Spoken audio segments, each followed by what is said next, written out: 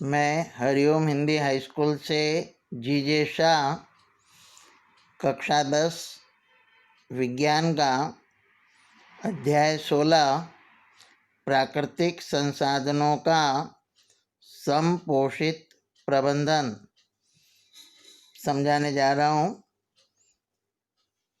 तो देखें हम लोग, पहला मुद्दा, कार्बन डाइऑक्साइड के उत्सर्जन के विनियमन के लिए अंतर्राष्ट्रीय मानक।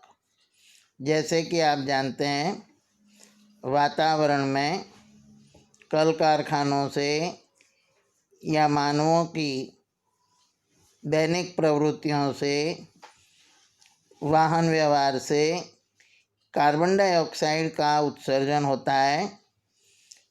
इसके कारण कई वैश्विक समस्याएं खड़ी होती है। इसलिए इसका उत्सर्जन पर कंट्रोल लाने के लिए, यानी कि विनियमन के लिए, अंतर्राष्ट्रीय मानक दिसंबर 2006 में कुल 169 देशों ने जापान के क्योटो शहर प्रोटोकॉल 1997 यानी 1997 पर हस्ताक्षर किए।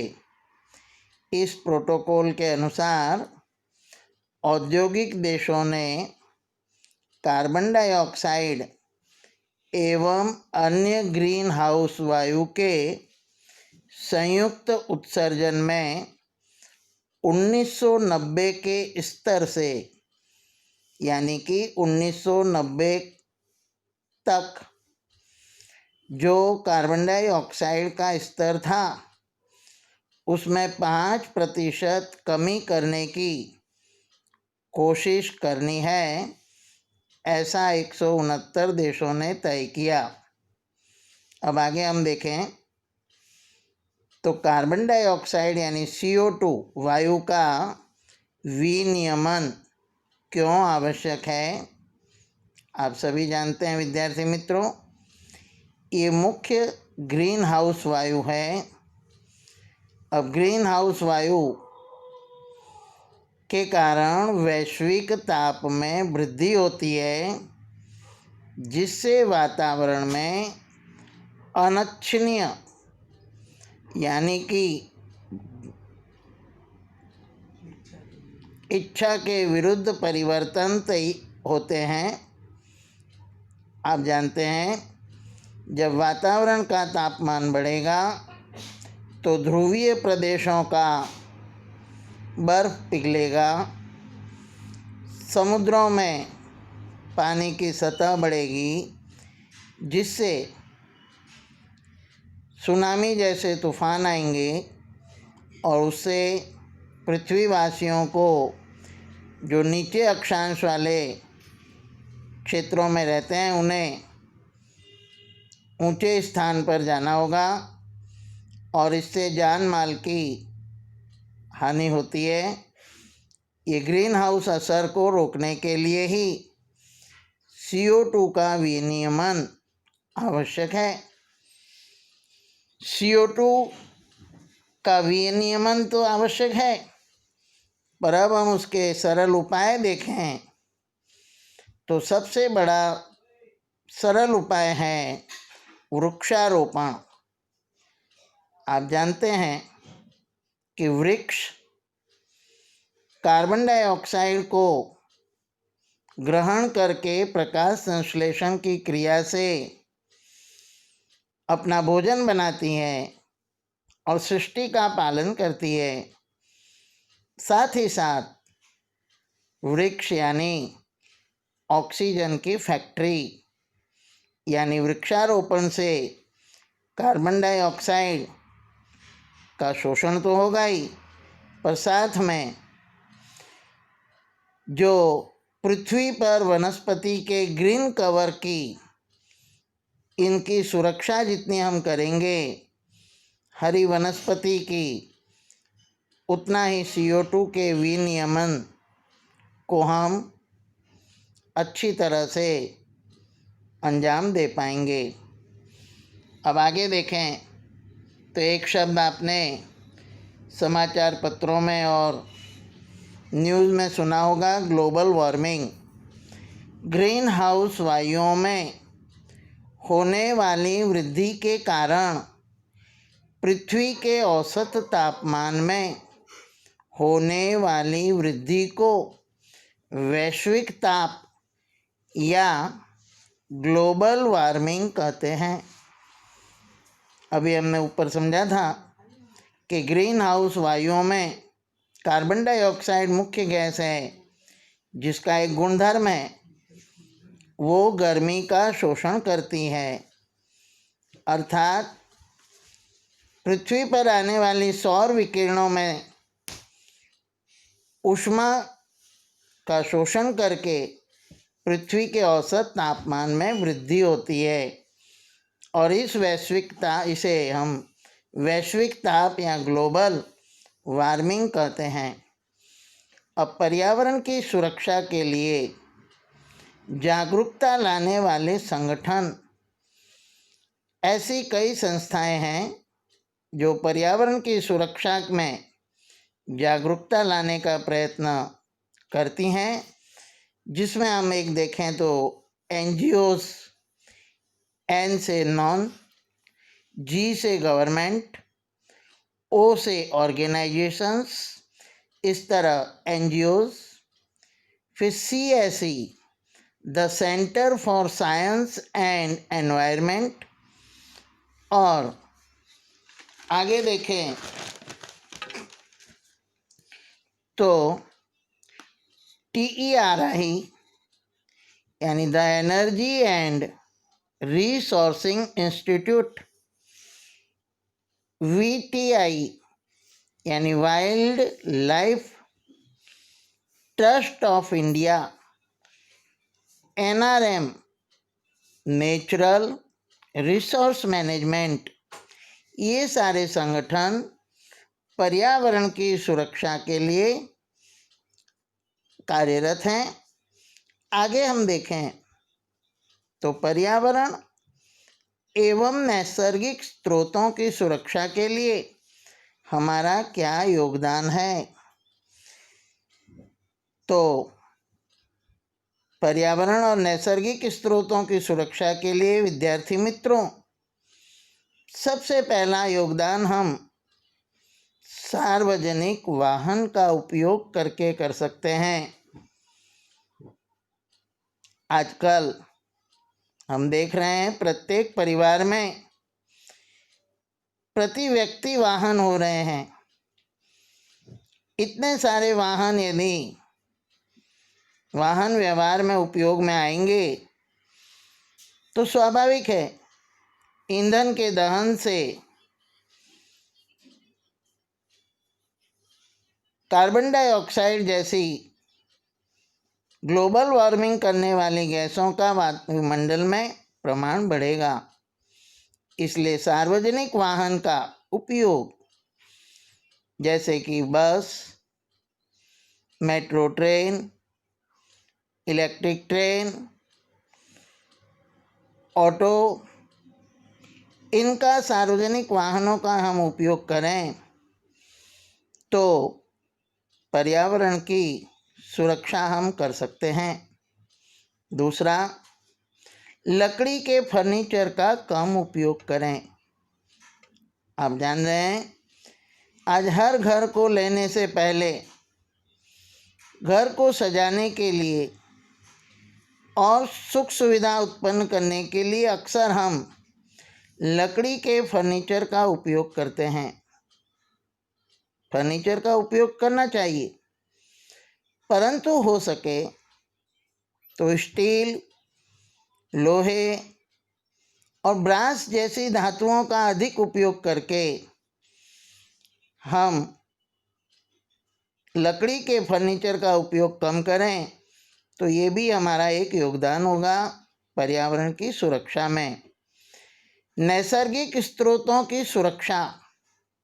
नैसर्गिक स्रोत यानी आप जानते हैं हवा, पानी, भूमि, इनकी सुरक्षा और सबसे बड़ी बात है अनावश्यक उपयोग पर रोकथाम।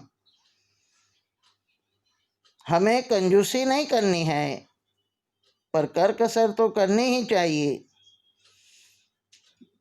नैसर्गिक प्रदूषण पर रोकथाम करेंगे तो भी पर्यावरण के नैसर्गिक स्रोतों की सुरक्षा होगी।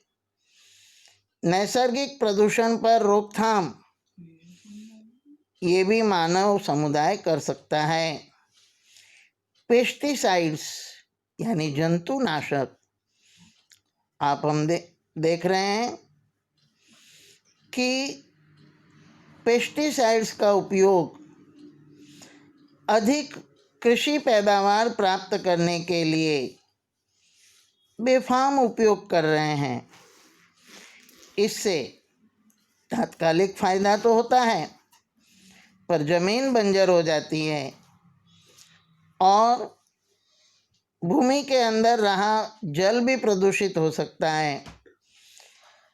तो पेस्टिसाइड्स के उपयोग पर नियंत्रण करना चाहिए। इसके स्थान पर हम नीम के बीज, नीम की पत्तियां, उसका पानी, इनको पेस्टिसाइड्स के स्थान पर छिड़कें तो पेस्टिसाइड्स पर नियंत्रण हो सकता है। वन कटाई पर रोकथाम, आजकल हम देख रहे हैं कि वन कटाई बेफाम हो रही है। चंदन, इमारती लकड़ियाँ, साग की लकड़ियाँ, ईंधन के लिए, फर्नीचर के लिए लकड़ियों की आवश्यकता बढ़ रही है, तो बेफाम वनों की कटाई हो रही है, तस्करी भी हो रही है। और इसलिए वन कटाई पर रोकथाम करेंगे तो भी पर्यावरण और नैसर्गिक स्रोतों की सुरक्षा में हम योगदान दे सकते हैं।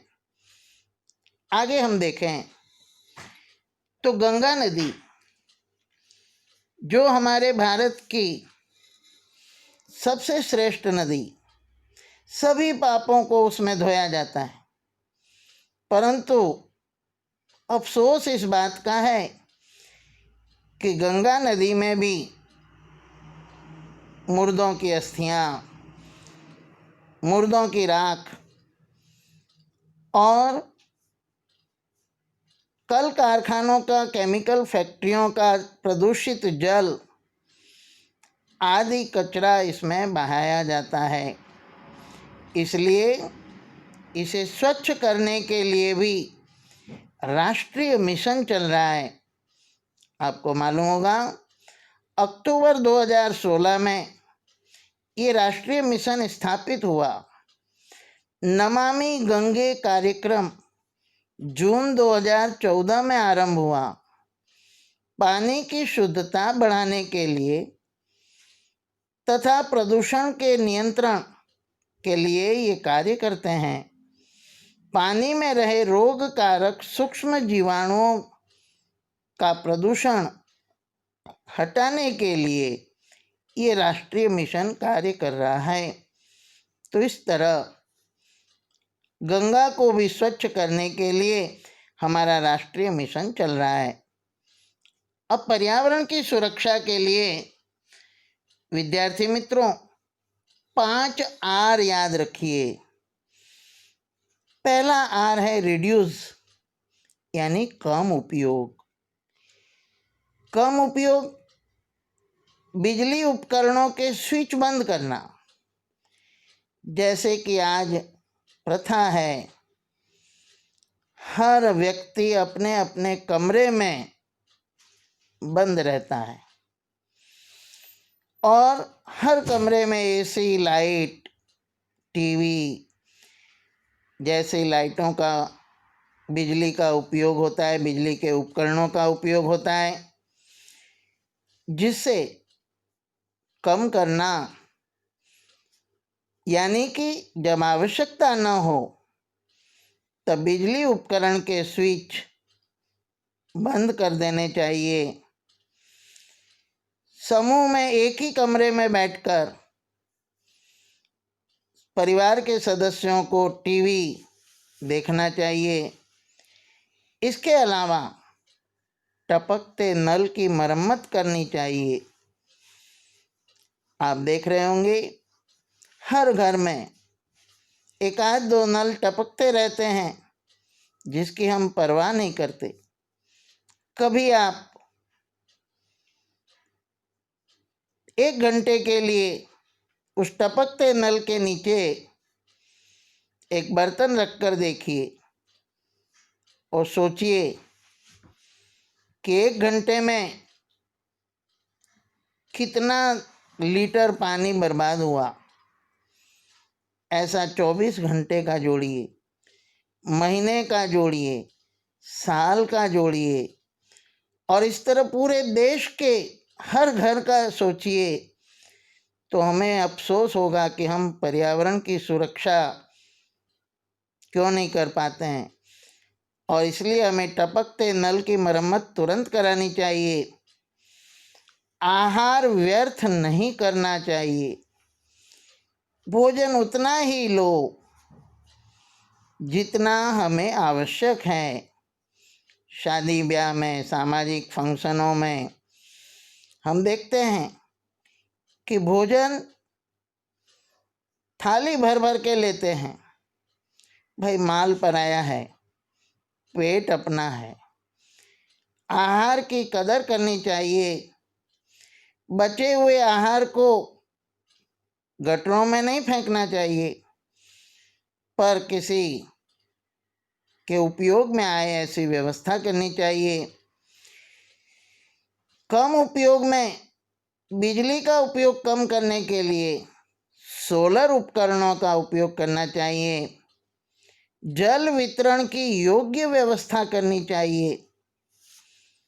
जल वितरण के लिए कच्ची नालियां नहीं परंतु इसके स्थान पर पक्की बंद नालियां बनाएं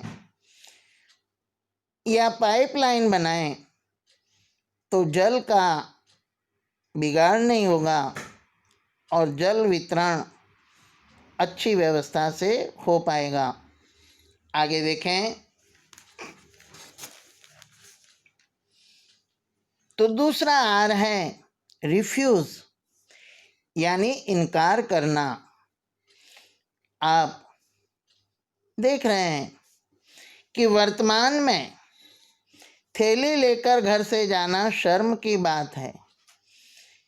इसलिए plastic bag, thermocol, plastic wrapper इनका उपयोग करके हम घर में सामान लाते हैं परंतु हम घर से थैली लेकर जाएं, कागज के बैग अथवा कपड़े की थैली लेकर जाएं और दुकानदार से plastic bag, thermocol, plastic wrapper के उपयोग से मनाही करें। यूज एंड थ्रो के कप आते हैं, उपयोग करो और फेंको। चाय के कप, ग्लास, पैन एक ही बार उपयोग करके हम फेंक देते हैं। चम्मच, डिश आदि का इनकार करना चाहिए। तीसरा आर है पुनः उपयोग यानी रीयूज। घर में कोई कांच टूट जाए, रंग बिरंगी बोतल टूट जाए, कप रकाबी टूट जाए, टाइल्स टूट जाए तो इनसे कांच के दीवार और फर्श सजाने का हम उनको सजाने में उसका उपयोग कर सकते हैं। घर में हम अचार लाते हैं, मुरब्बा लाते हैं, जाम लाते हैं, उसकी बर्नियों को खाली होने पर उसको फिर से चीनी, दाल, चावल भरने में उसका उपयोग करना चाहिए। चौथा आर है रीपर्पस पुनः प्रयोजन यानी कि कोई मटका टूट जाए तो उसे फेंकिए मत। मटके के नीचे के आधे भाग को मिट्टी से भरकर उसमें कोई पौधा उगाएं। कोई प्याला टूट जाए तो उसमें भी पौधा उगा सकते हैं। इस तरह रीपर्पस करके, पुनः प्रयोजन करके हम पर्यावरण की सुरक्षा कर सकते हैं। पुनः चक्रण, रिसाइकल, प्लास्टिक, कागज, कांच, धातु की वस्तुएं, ऐसे ही पदार्थों का पुनः चक्रण करके उपयोगी वस्तुएं बना सकते हैं। पहले के ज़माने में कागज को भिगोकर, अंदर आटा मिलाकर, मुल्तानी मिट्टी मिलाकर बर्तन बनाए जाते थे, जिसके अंदर हम अनाज, फल वगैरह भर के घर में रख सकते थे। तो इस तरह पुनः चक्रण यानी रिसाइकलिंग से भी हम पर्यावरण की सुरक्षा कर सकते हैं। संसाधन के प्रबंधन की आवश्यकता क्यों? अगला मुद्दा है। संसाधन मर्यादित हैं, जबकि उसके सामने जनसंख्या वृद्धि दिन दुगनी रात चौगनी है। इसके कारण विविध संसाधनों की मांग बढ़ रही है। संसाधनों का प्रबंधन दूरगामी समय को दृष्टिकोण में रखना चाहिए कि आने वाली पीढ़ी भी उसका उपयोग कर सके। संशोधनों का वितरण सभी वर्गों में समान रूप से होना चाहिए। संसाधनों का प्रबंधन ऐसा होना चाहिए कि पर्यावरण को हानि न पहुँचे। तो इस तरह संसाधन के प्रबंधन की आवश्यकता क्यों है वो हमने समझा। अब आगे देखें प्यारे विद्यार्थी मित्रों।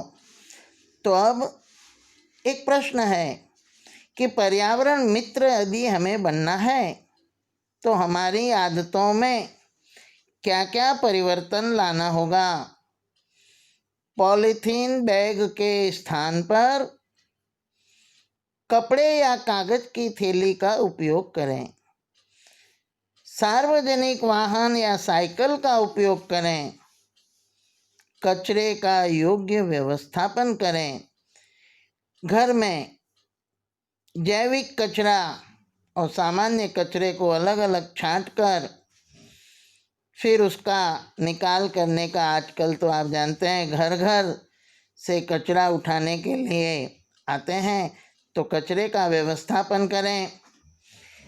जल प्रदूषण पर नियंत्रण करें। पानी के अपव्यय पर रोक करें। विद्युत के स्थान पर सौर ऊर्जा का उपयोग करें। ये सब आदतें यदि हम डालते हैं तो environment is our best friend, यानी कि पर्यावरण हमारा सबसे अच्छा मित्र है, ऐसा समझकर हम यदि इन आदतों में बदलाव लाएं तो बहुत अच्छा होगा। आगे देखें।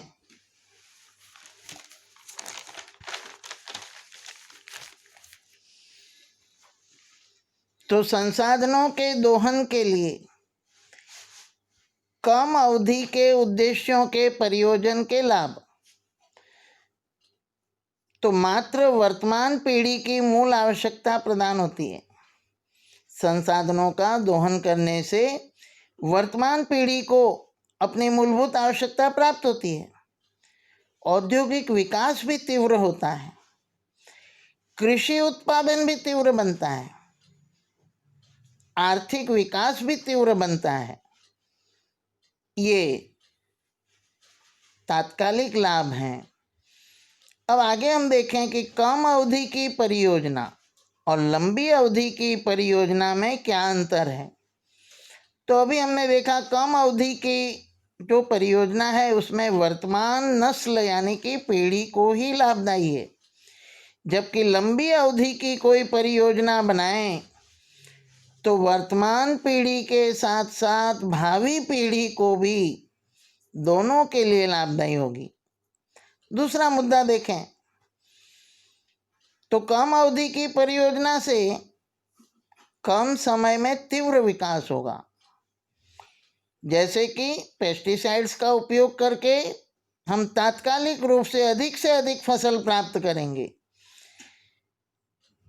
और ऊर्जा का बेफाम उपयोग करके औद्योगिक विकास भी करेंगे, परंतु यदि लंबी अवधि की परियोजना है तो उससे हमारा नियमित रूप से और सतत विकास होगा। तो इस तरह कम अवधि की परियोजना और लंबी अवधि की परियोजना में अंतर देखा। अब आगे देखें कि संसाधनों का समान वितरण क्यों। तो गरीब और अमीर दोनों को समान लाभ मिले, इसलिए संसाधनों का समान वितरण होना ही चाहिए। अब संसाधनों के समान वितरण नहीं हो पाता, उसके कारक क्या हैं, उसके विरुद्ध कारक क्या हैं? तो पहचान की मदद से जहाँ एक नल चाहिए वहाँ धन खर्च के, शक्ति खर्च के, पहचान की मदद से 2 नल ले लेते हैं। यहाँ जहाँ 1 इंच का पाइप या आधे इंच के पाइप का कनेक्शन मिलना चाहिए वहाँ 1 इंच से दुगना कनेक्शन प्राप्त कर लेते हैं। तो इसके कारण संसाधनों का समान वितरण नहीं होता है। आगे हम देखें अब तो जैव विविधता यानी क्या? तो किसी क्षेत्र, उसमें हम उदाहरण के रूप में मान लेते हैं वन, प्राप्त विविध स्पीसीज अर्थात जाति के स्वरूप तथा उनकी संख्या जैव विविधता है। तो इस तरह ये जैव विविधता के बारे में हमने देखा। आगे देखें तो अगला मुद्दा है स्टेक होल्डर, दावेदार। तो वन उत्पादों के उपयोग करने के लिए दावेदार कौन है? तो आइए किताब का पेज नंबर 304 खोलें और उसमें जो ये टिक किए हुए मुद्दे हैं, तो वन के अंदर एवं इसके निकट रहने वाले लोग अपनी अनेक आवश्यकताओं के लिए वन पर निर्भर रहते हैं। तो वन के अंदर रहने वाले और उसके आसपास रहने वाले लोग वनों के उत्पाद पर, वन पर निर्भर रहते हैं। सरकार का वन विभाग जिनके पास वनों का स्वामित्व है यानी कि मालिकी है तथा वे वनों से प्राप्त संसाधनों का नियंत्रण करते हैं। उद्योगपति जैसे कि तेंदुपत्ती का उपयोग बीड़ी बनाने से लेकर कागज मिल तक विभिन्न वन उत्पादों का उपयोग करते हैं, परंतु वे वनों के किसी भी एक क्षेत्र पर निर्भर नहीं करते, अलग अलग वनों के क्षेत्र का उपयोग करते हैं।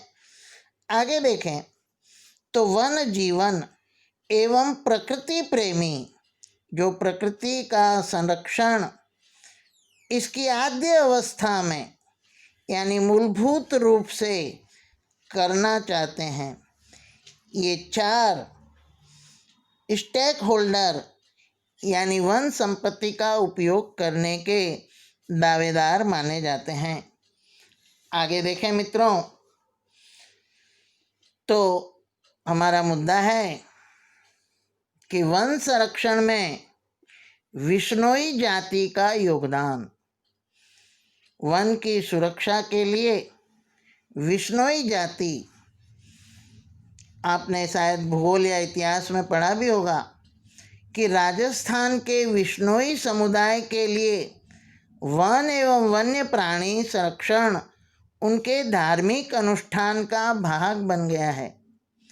कई लोग जो राजस्थान से हैं, हमारे विद्यार्थी मित्र, उन्हें मालूम होगा कि खेजड़ी के वृक्ष के नीचे देवी देवताओं की पूजन होती है, हवन होता है और उसको वो भगवान का स्वरूप मानते हैं। ऐसी एक घटना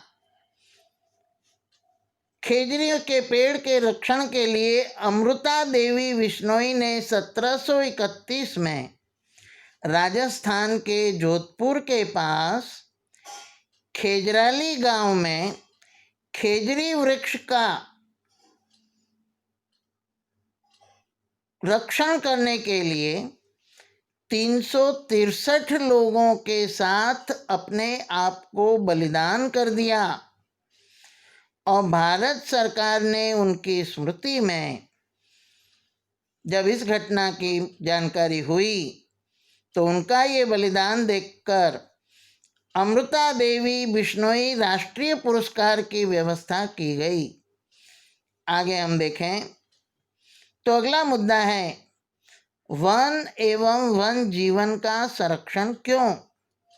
तो सबसे पहले देखें तो वन सुरक्षा की आवश्यकता क्यों। तो आप जानते हैं वनों में वनस्पतियां हैं, वृक्ष हैं, पौधे हैं जो वायुमंडल में ऑक्सीजन और कार्बन डाइऑक्साइड का संतुलन करते हैं। इमारती लकड़ी ईंधन की प्राप्ति होती है। वर्षा लाने का कारक है वन। भूक्षरण की रोकथाम होती है, यानी बरसात वगैरह से जो भूमि का क्षरण होता है उससे हमें रक्षण मिलता है। वनौषधियाँ मिलती है, लाख मिलते हैं, रेजिन यानी कि गोंद मिलता है, कत्था मिलता है और इस तरह अंत में देखें तो प्राणियों के लिए, वन्य प्राणियों के लिए मूलभूत आवास प्राप्त होता है। इसलिए वनों की सुरक्षा हमारी नैतिक फर्ज है। आगे देखें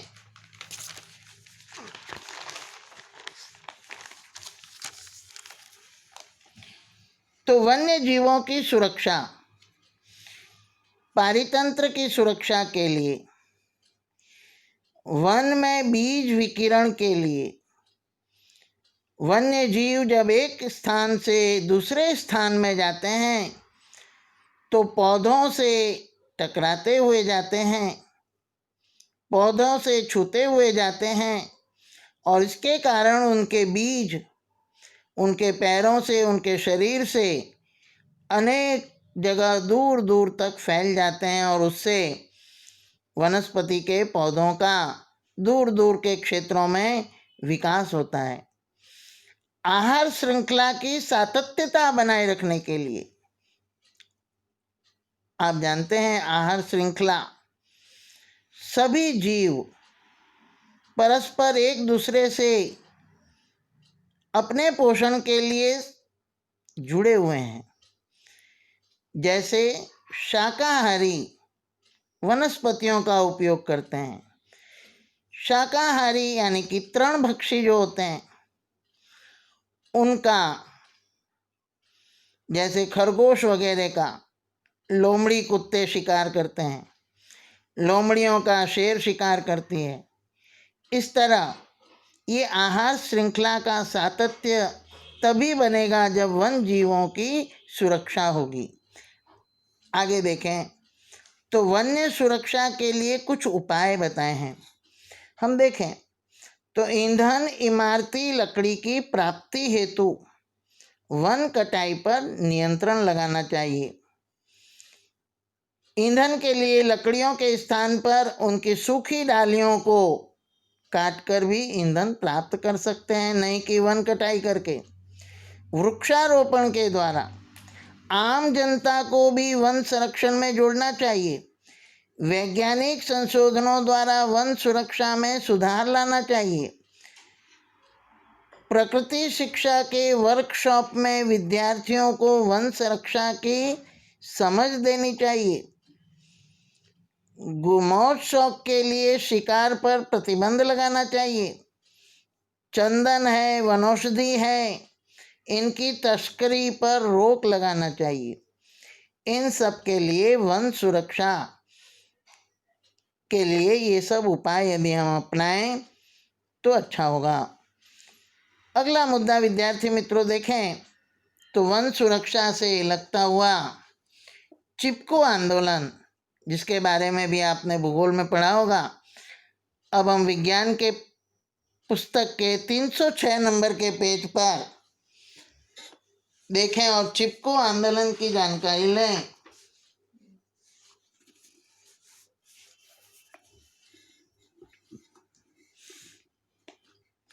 चिपको आंदोलन स्थानीय निवासियों को वनों से अलग करने की नीति का परिणाम है। यह आंदोलन हिमालय की ऊंची पर्वत श्रृंखला में गढ़वाल के रैनी नामक गांव में एक घटना से 1970 के प्रारंभिक दशक में हुआ था। यह विवाद लकड़ी के ठेकेदार एवं स्थानीय लोगों के बीच आरंभ हुआ, क्योंकि गांव के समीप के वृक्ष काटने का अधिकार उसे दे दिया गया था। एक निश्चित दिन ठेकेदार के आदमी वृक्ष काटने के लिए तब आए जब वहाँ की बस्ती के निवासी पुरुष काम धंधे से बाहर गए हुए थे। पुरुष वहाँ नहीं थे।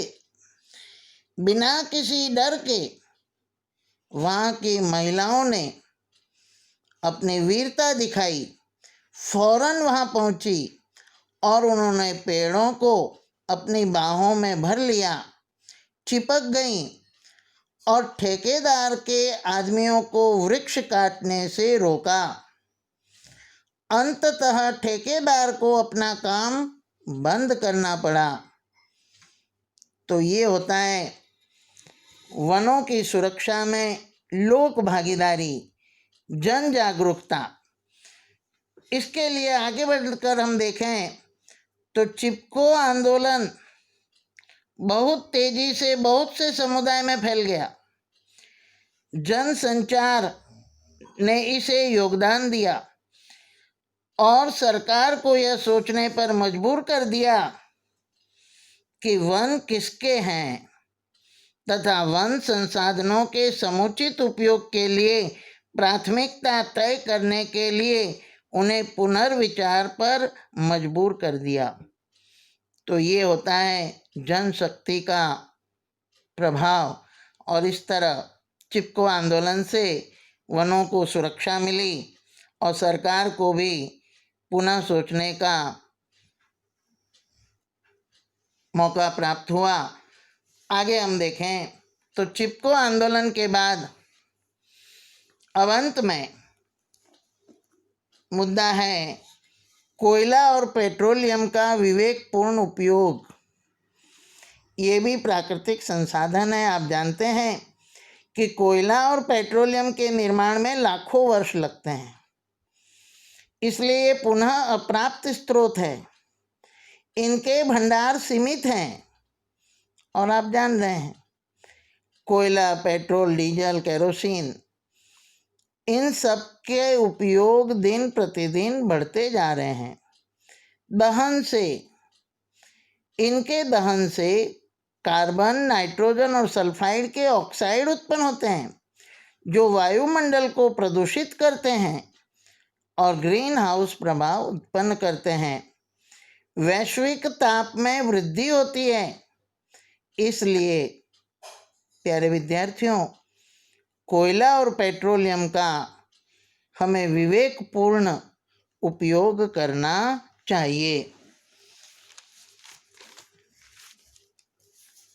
अब आगे देखें तो वायुमंडल में CO2 का नियंत्रण। तो आप जानते हैं सार्वजनिक वाहन का उपयोग, ई बाइक आप जानते हैं अभी बैटरी से चलने वाली ई बाइक, स्कूटर निकला है, रिक्शा निकले हैं, ऐसी बसें निकली है। इनका उपयोग करें तो वातावरण में कार्बन डाइऑक्साइड का, वायुमंडल में कार्बन डाइऑक्साइड का नियंत्रण अवश्य होगा। सीएनजी ईंधन का उपयोग करें।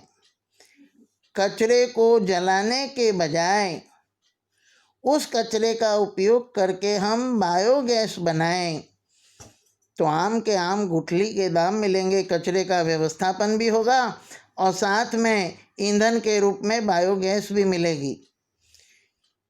और इस तरह वृक्षारोपण, वन कटाई पर रोक लगाएं तो CO2 का नियंत्रण हो सकता है। अगला अंतिम मुद्दा देखकर हम लोग ये पाठ की समाप्ति करेंगे। तो अगला मुद्दा है कोयला और पेट्रोलियम का उपयोग घटाने के उपाय। सार्वजनिक वाहन का उपयोग, सौर उपकरण, पवन ऊर्जा, समुद्री ऊर्जा का उपयोग करें तो कोयला और पेट्रोलियम का उपयोग घटेगा। बिजली का कम उपयोग करें। आप जानते होंगे कि बिजली बनाने के लिए थर्मल पावर स्टेशन में कोयले का विपुल मात्रा में उपयोग होता है, इसलिए बिजली का कम से कम उपयोग करना चाहिए। सर्दी में हीटर के स्थान पर, लोग बाग घरों में हीटर लगवाते हैं, हीटर लाते हैं और उसमें बिजली का व्यय होता है। इसके स्थान पर गर्म स्वेटर पहने, साल का कंबल का उपयोग करें। एक के स्थान पर 2 गर्म स्वेटर पहने, अंदर गर्म इनर पहने तो बिजली का उपयोग कम होगा। ई बाइक, बस, ई रिक्शा का उपयोग करें। वाहनों की सर्विस नियमित रूप से कराएं तो ईंधन का व्यय नहीं होगा और कोयला और पेट्रोलियम का उपयोग घटेगा। इस तरह प्यारे विद्यार्थियों, आज हमने इस पाठ की विशद चर्चा की। अब आप लोग इसे कॉपी में मुद्दे उतारें और बराबर तैयारी करें। और इस तरह ये पाठ यहाँ पर समाप्त होता है और इस वीडियो को समाप्ति की ओर ले जाकर फिर से एक बार जय हिंद, जय भारत।